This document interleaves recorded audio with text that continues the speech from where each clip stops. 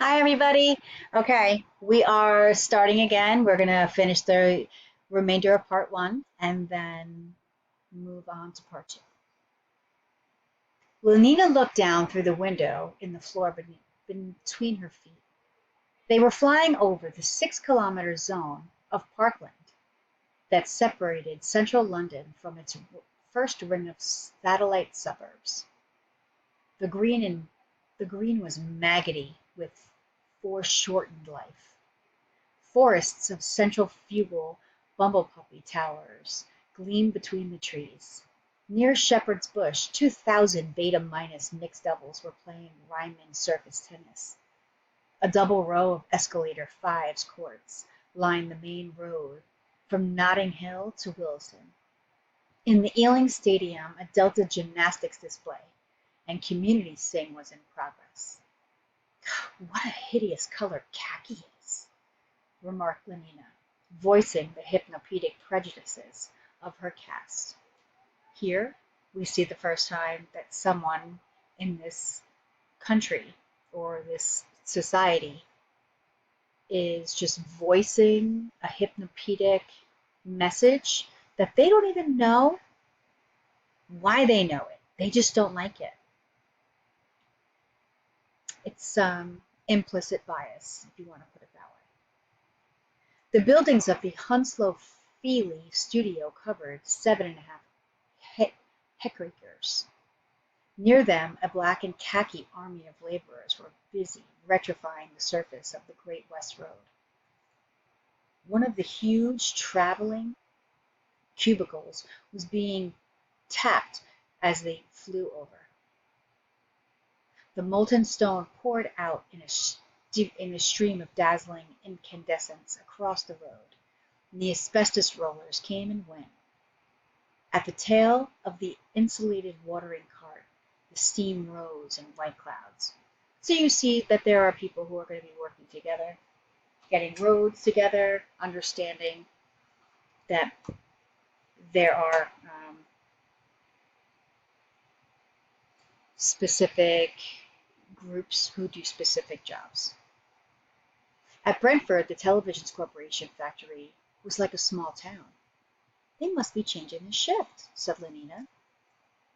Like asphides and ants, the leaf-green gamma girls, the black semi-morons swarmed around the entrances or stood in queues to take their places in monorail tramcars. Mulberry-colored beta-minuses came and went among the crowd. The roof of the main building was alive with the alighting and departure of helicopters. My word, said Lenina. I'm glad I'm not a gamma. 10 minutes later, they were at Stoke Poges and had started their first round of obstacle golf.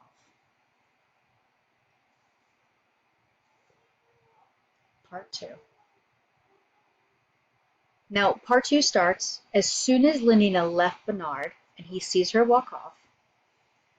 He's disgusted. He's angry because he's like, oh, I have to share her. I don't want to share her because this is like a girl that I want to date and I want to go on a date with. She's beautiful. And he does not know that Lenina also wants to have a relationship and she's trying to have one with Henry Foster. So it's a big mess. It's like a soap opera that's happening here. But this happens right after she leaves and right after Benito Hoover offers him Soma. With eyes for the most part downcast and, if they ever lighted on a fellow creature, at once and furtively averted, Bernard hastened across the roof. He was like a man pursued, but pursued by enemies that he does not wish to see, lest they should seem more hostile even than he had supposed, and he himself made to feel guiltier than ever and more helplessly alone. Oh, that horrible Benito Hoover! And yet the man had meant well. Remember, he offered him Soma, and he said no. And he was like, what? And he rushed off. And now Benito's like, what a loser. And yet the man had meant well, which only made it, in a way, much worse. Those who meant well behaved in the same way as those who meant badly. Even Lenina was making him suffer. He remembered those weeks of timid indecision during which he had looked and longed and despaired if ever having the courage to ask her. Dared he face the risk of being humiliated by a contemptuous refusal? But if she were to say yes, oh, what a rapture! Well, now she had said it, and he was still wretched. Wretched that she should have thought it such a perfect afternoon for obstacle golf. She's going with Henry Foster. That she should have trotted away to join Henry Foster. That she should have found him funny for not wanting to talk in their most private affairs in public.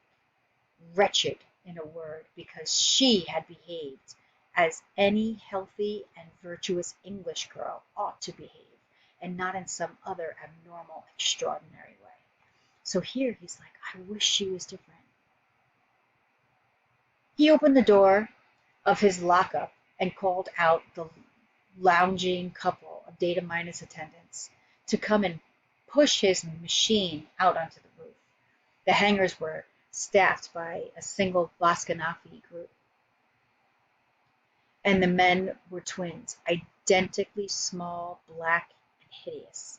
Bernard gave him orders in the sharp, rather arrogant, and even offensive tone of one who does not feel himself too secure with his superiority. To have dealings with members of lower castes was always, for Bernard, a most distressing experience. For whatever the cause, and the current gossip about the alcohol in his blood surrogate may be very likely, for accidents will happen, have been true. Bernard's physique was hardly better than that of an average gamma. He stood 8 centimeters short of the standard alpha height and was slender in proportion. Contact with members of the lower caste always reminded him painfully of his physical inadequacy. I am I, and I wish I wasn't. His self-consciousness was acute and distressing. Each time he found himself looking on the level instead of downward onto a delta space, he felt humiliated. Would the creature treat him with the respect due to his caste? The question haunted him, not without reason, because for gammas and deltas and epsilons had to be some extent conditioned to associate corporeal mass with social superiority, and indeed a faint hypnopedic prejudice in favor of size was universal. Hence the laughter of the women to whom he made proposals, the practical joking of his equals among the men. The mockery made him feel like an outsider, and feeling like an outsider, he behaved like one, which increased the prejudice against him and intensified the contempt and hostility aroused by the physical defects, which in turn increased his sense of being alien and alone. A chronic fear of being slighted made him avoid his equals, made him stand, where his inferiors were concerned, self-consciously in his dignity. How bitter he envied men like Henry Foster and Benito Hoover, men who never had to shout at an epsilon to get an order obeyed, men who took their position for granted, men who moved through the caste system as a fish through water, so utterly at home as to be unaware either of themselves or of the beneficent and comfortable element in which they had their being. Slackly, it seemed to him, and with reluctance, the twin attendants wheeled his plane out into the roof. "Hurry up!" said Bernard irritably. One of them glanced at him. Was that a kind of bestial derision that he detected in the blank gray eyes? "Hurry up!" he shouted more loudly, and there was an ugly rasp in his voice. He climbed into the plane, and a minute later was flying southwards towards the river. The various Bureau of Propaganda and the College of Emotional Engineering were housed in a single 6-story building in Fleet Street. And in the basement and on the lower floors were the presses and offices of the 3 great London newspapers, the Hourly Radio, an upper caste sheet, in pale green Gamma Gazette and on khaki paper, and in words exclusively of one syllable, the Delta Mirror. Then came the borough of propaganda by television, by feeling picture, and by synthetic voice and music, respectively, 22 floors of them. Above were the research laboratories and the padded rooms in which the soundtrack writers and synthetic composers did their delicate work. The top 18 floors were occupied by the College of Emotional Engineering. Bernard landed on the roof of Propaganda House and stepped out. "Ring down Mr. Helmholtz Watson," he ordered the Gamma Plus porter, "and tell him Mr. Bernard Marx is waiting for him out on the roof." He sat down and lit a cigarette. Helmholtz Watson was writing when the message came down. "Tell him I'm coming at once," he said, and he hung up the receiver. Then, turning to his secretary, "I'll leave you to put my things away." He went on in the same official and impersonal tone, and, ignoring her lustrous smile, got up and walked briskly to the door.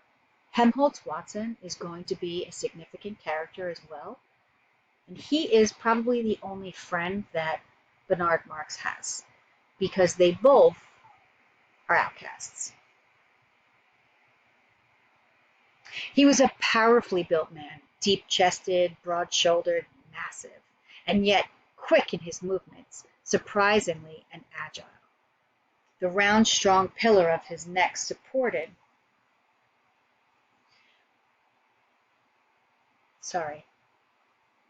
broad shoulders, massive, and yet quick in his movements, surprisingly agile. The round, strong pillar of his neck supported a beautifully shaped head. His hair was dark and curly, his features strongly marked. In a forcible, empathic way, he was handsome, and looked, as his secretary was never tired of repeating, every centimeter an alpha plus. By profession, he was a lecturer at the College of Emotional Engineering, Department of Writing. And in the intervals of his education and activities, a working emotional engineer. He wrote regularly for the hourly radio, composed feely scenarios, and had the happiest knack for the slogans of hypnopedic rhymes. Able was the verdict of his superiors, perhaps, and they would shake their heads, would significantly lower their voices. A little too able. Yes, a little too able, and they were right. A mental excess had produced in Helmholtz Watson effects very similar to those which, in Bernard Marx, were the result of a physical defect. Too little bone and brawn had isolated Bernard from his fellow men, and then the sense of this apartness being, by all the current standards, a mental excess, became in its turn a cause of wider separation. That which had made Helmholtz so uncomfortably aware of being himself and all alone was too much of an ability.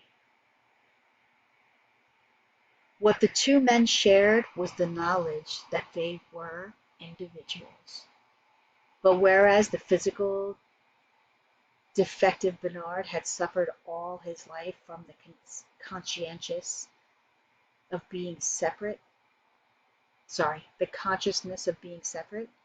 it was only quite recently that, grown aware of his mental excess, Helmholtz Watson had also become aware of his difference from the people who surrounded him. So we're going to end this video because there's like 30 seconds left of recording, and I will create another one to finish part 2 off.